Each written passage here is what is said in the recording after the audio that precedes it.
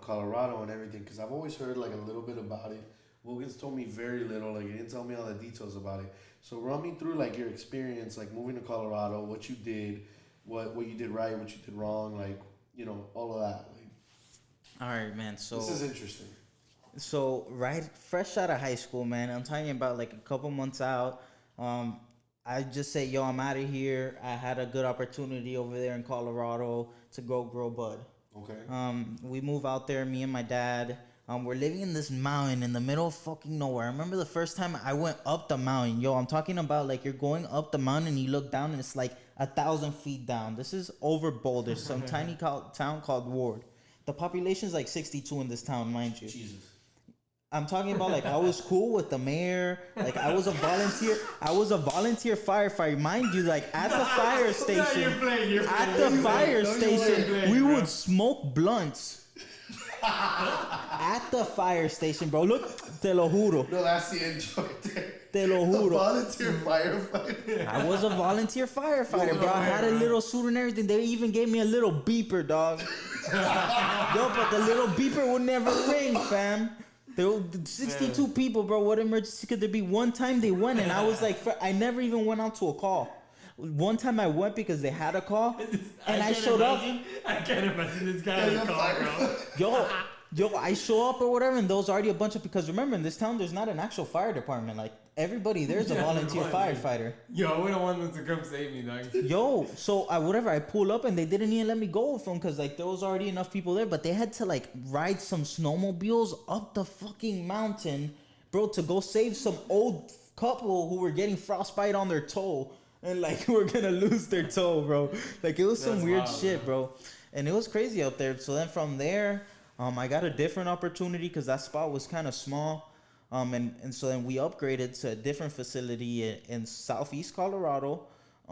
It's called this tiny town called Oni Springs. A little bit more. This town had like 2,000 people population. This is where you were at before you came? This is where I was at before I came. This is so where like the population of this block that we're on right now. Correct, bro. Correct. So I moved there, and it's a complete different. Now I have 106 acres. 106 acres. The house is like 5,000 square feet. The guy who used to live at this house, mind you, this guy was a polygamist or a Mormon. People who have like 9 wives or whatever. So my house was huge. It was like 8 bedrooms. This was all sole purpose because all the square footage we had to grow bud. So we did some crazy ass setup, like super awesome, super legit, and we were booming it, bro. Everything was going great.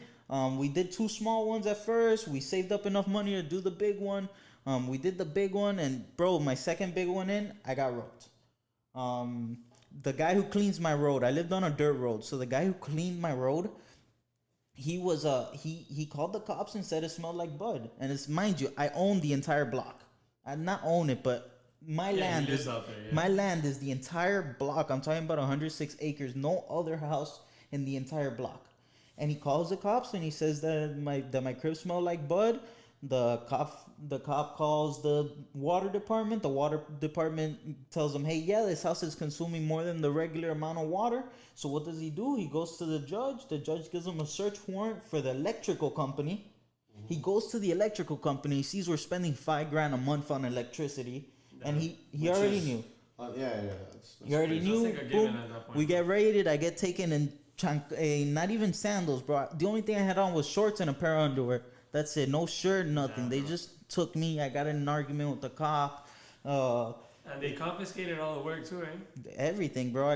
They took everything, bro. Everything I worked for, and at the end of the day, I was doing it illegally. But how do you do that illegally in Colorado where it is legal? Like, how do you get there? Bro, there's a gray area, and this is where a lot of the illegal growers try to attack. Not illegal growers, man. They're just trying to do it, bro. But the thing is that in order for you to get a legit license, you're gonna have to spend millions of dollars, like legit millions of dollars. Yeah, and it's a monopoly, bro. Yeah, they monopolized it. Yeah, dude. But that's why, like, I'm glad the government made it legal and all that shit. But then you got like all these people like you. You're just trying to make a buck. Yeah, bro. We're smart guys. Yeah, and you're doing it, and you're able to. You're doing the hard part, and then they just take it from you because you didn't pay like hundreds of thousands, millions of dollars in like permits. But bro, it's not that. You know why they take it from you, bro? Because you're not paying taxes on the money you're making.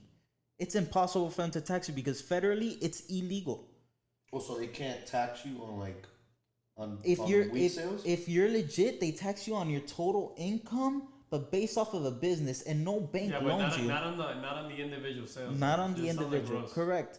And bro, it's super tough, bro. So what people do to kind of like loophole around this is you go to the doctor gives you a license for, let's say you ask him, you have a bad back, right, and you with an MRI or whatever, and he goes and he tells you, all right, look, man, I could give you 60 plants. You could grow up to 60 plants, but he doesn't think you're gonna grow 60 fucking 6 foot tall plants that are gonna give you 3 or 4 pounds. He thinks you're gonna do 60 like little baby ass plants, and you're barely gonna get anything. He's not thinking about that. I guess he's not really thinking about the good. Or he is and he doesn't care.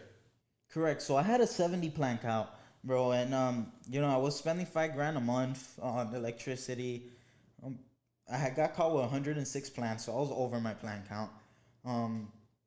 I got caught with a shit ton of bud, 160 pounds.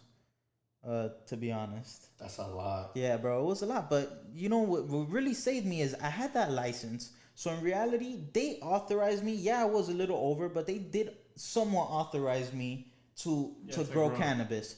So in Colorado, where it's legal, and they're not gonna want to send it up to the federal level because the federal's gonna be like, yo, I'm not dealing with a problem that you guys created by legalizing this.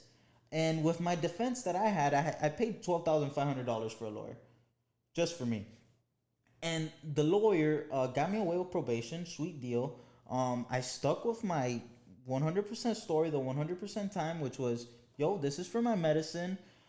If you really think about the math that I told them, which is the actual math you get out of percentages from your oil, you get out of the plants. Of course, my defense was, all right, yeah, I'm doing this. This is for my medicine. I have a fucked up eye, which all you guys know is true. I've been lazy. Hey, 100%. I'm not offended by it. I actually, how do you say this? Show it out.